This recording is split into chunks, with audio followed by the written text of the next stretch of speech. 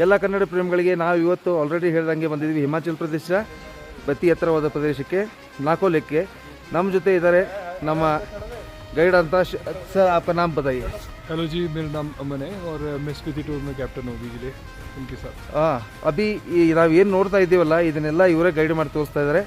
ಆದರೆ ಇವತ್ತಿನ ಇಲ್ಲಿ ಟೆಂಪ್ರೇಚರ್ ನಾವು ಬಂದಿದ್ದ ಟೈಮ್ ಕೂಡ ಭಾಳ ಅತ್ಯದ್ಭುತವಾಗಿದೆ. ನಮಗೆ ಸ್ನೋಫಾಲ್ನಿಂದ ಹಿಡಿದು ಹೈ ಆಲ್ಟಿಟ್ಯೂಡ್ನಲ್ಲೂ ಐಸ್ ಸಿಗ್ತಾ ಇದೆ. ಇಂಥ ಒಂದು ಬ್ಯೂಟಿಫುಲ್ ಎಕ್ಸ್ಪೀರಿಯೆನ್ಸ್ ಮತ್ತೆ ಜೀವನದಲ್ಲಿ ಸಿಗೋದಿಲ್ಲ. ಮತ್ತೊಮ್ಮೆ ನಾವು ನೋಡಬೇಕನ್ನೋ ಆಸೆ ನಮ್ಗೆ ಮತ್ತಿದೆ. ಮತ್ತು ಮೇನಲ್ಲಿ ಇವ್ರ ಜೊತೆ ನಾವು ಬೈಕ್ ರೈಡ್ನ ಪ್ಲ್ಯಾನ್ ಮಾಡ್ತಾಯಿದ್ದೀವಿ. और नेक्स्ट टाइम सर आपका एक इसके कैंप के बारे में बताइए. बाइक टूर के बारे में. हाँ, बाइक टूर समर्स में स्टार्ट होते हैं full circuit. With Shipki La pass. Actually Shipki La pass last year he open हुआ है टूरिस्ट के लिए, तो इस साल हमने ऐड ऑन किया है. मई मंथ से स्टार्ट हो जाएंगे अक्टूबर मंथ तक.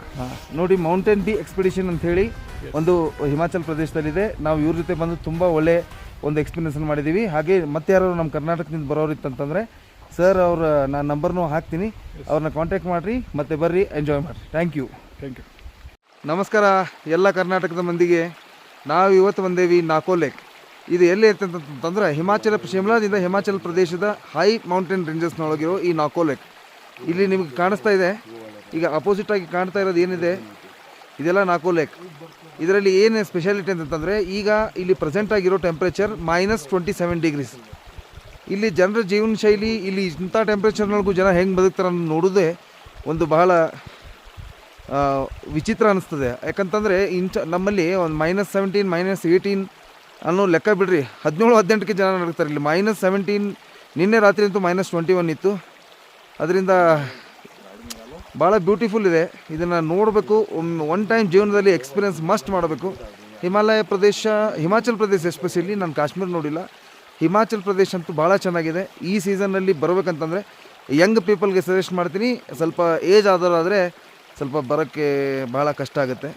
ಆಮೇಲೆ ಇಲ್ಲಿ ಎಕ್ಸ್ಪಿಡೇಷನ್ ಇರಬೇಕು. ಅದೇ ರೀತಿ ನೋಡಿ, ಇಲ್ಲೆಲ್ಲ ನಮ್ಮ ಫ್ರೆಂಡ್ಸ್ಗಳು ಎಲ್ಲ ಬೇರೆ ಬೇರೆ ಸ್ಟೇಟ್ಗಳಿಂದ ನಾವು ಇಲ್ಲಿ ಬಂದು ಈ ರೀತಿ ನೋಡಿ, ಇಲ್ಲಿ ನಿಮ್ಮ ಮುಂದೆ ಕಾಣ್ತಾ ಇರೋ ಸರೋವರ ಏನಿದೆ, ಈ ಸರೋವರ ಈಗ ಆಲ್ರೆಡಿ ಫ್ರೋಸ್ ಆಗಿಬಿಟ್ಟಿದೆ. ಫ್ರೋಸ್ ಅಂತಂತಂದರೆ ಪೂರ ಐಸ್ ಆಗಿಬಿಟ್ಟಿದೆ. ಇದ್ರ ಮೇಲೆಲ್ಲ ಜನ ನಡೆದಾಡ್ತಾ ಇದ್ದಾರೆ. ಮತ್ತು ಹೆಚ್ಚಿನ ವೀಡಿಯೋಸ್ಗಳಿಗಾಗಿ ಫಾಲೋ ಮಾಡಿ, ಲೈಕ್ ಮಾಡಿ ಮತ್ತು ಸಬ್ಸ್ಕ್ರೈಬ್ ಮಾಡಿರಿ. ನಾನು ಮುಂದೆ ಕಂಟಿನ್ಯೂ ಆಗಿ ಮುಂದಿನ ಅಪ್ಡೇಟ್ನ ಕೊಡ್ತಾ ಹೋಗ್ತೀನಿ.